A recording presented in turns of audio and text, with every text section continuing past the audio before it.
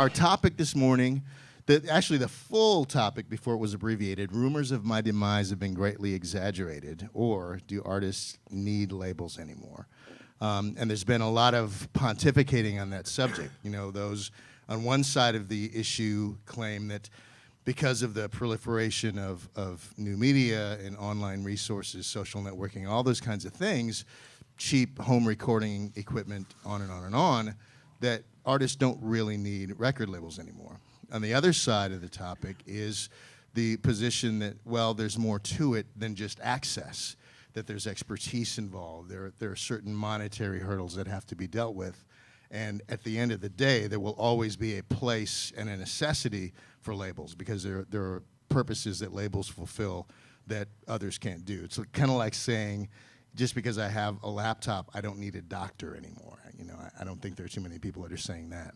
Are there categories of artists, in your opinion, that do not need labels? Well, I think there's kind of two ends of the market. I mean, there's the top end of the market.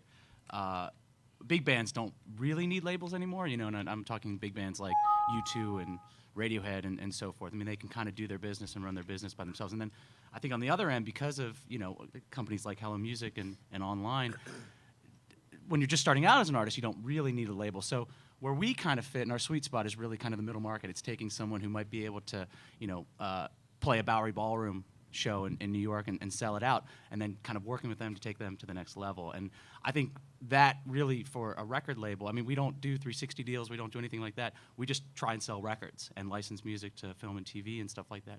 So our sweet spot is really that. I mean, if we can find an artist that can do that by themselves and then take them to the next level, that's really where I think we do really well.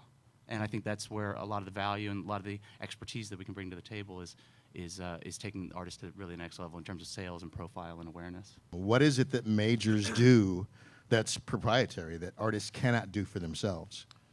I think, you know, the kind of reach label, we were talking about this before we came in here, actually. And I think a lot of things any label does, a major may do it more, maybe more financial, more revenue to spend for a longer time to break an artist.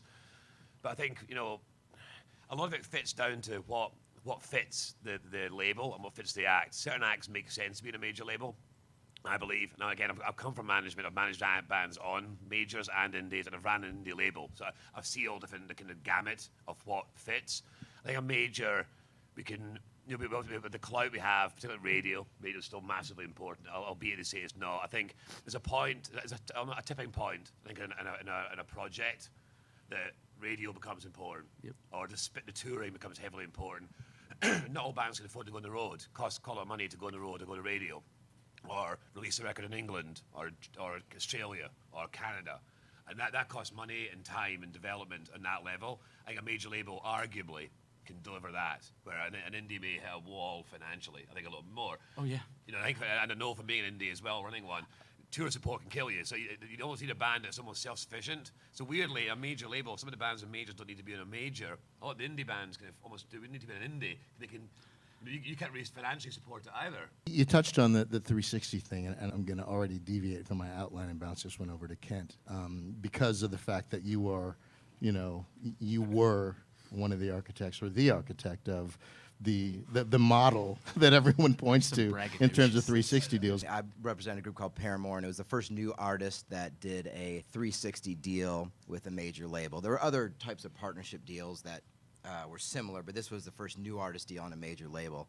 And I was a fan of the deal. The spirit of that deal makes sense. You know, the labels spend money and investment, and the only return was on record sales, and we all know that's, you know, almost, you know, it's fallen off a cliff. It's the smallest of the income streams. So hey, if we're going to continue to make that investment, and we're really branding the artist, we should participate in the success of the career. That makes sense. To me, it was very fair. However, in the last 5-6 years, you know, it seems like we handed the major labels, here's this generous gift, you know, an inch, and they ran miles with it. In some respects, and maybe ultimately record labels will evolve into it, like in the traditional technology world or startup world, they're really like the venture capitalists of the music space. Yeah. Right? They invest the money, they take rights, but they also have the partnerships, the relationships that help to establish a band early on and give them the highest level of potential for success. Yeah. They know the right people at radio, they know the right people in marketing that can get you the right merch deal, they can potentially help get you on tour. Maybe they have some other band that they're going to pair you up with. There are things that they can do There's leverage. that really nobody else can do. But the real thing is that irrespective of how the major labels evolve, and clearly over the next 2 to 3 years there will be significant continued evolution of that space, most acts will not get signed. There are a smaller and smaller number of acts that will get signed. There are a smaller and smaller number of formats that the labels are really, really good at pushing. And what that leaves is this gigantic gray zone of confusion for a lot of acts which are actually pretty fantastic, but don't fit the right model for the labels to invest in them today. Yep. They aren't the right ones. And in that space, that as well will have some significant evolution. And the landscape is going to change more dramatically in the next few years because of that fact than probably any other single reason or any other thing that the major labels themselves actually do. Yeah.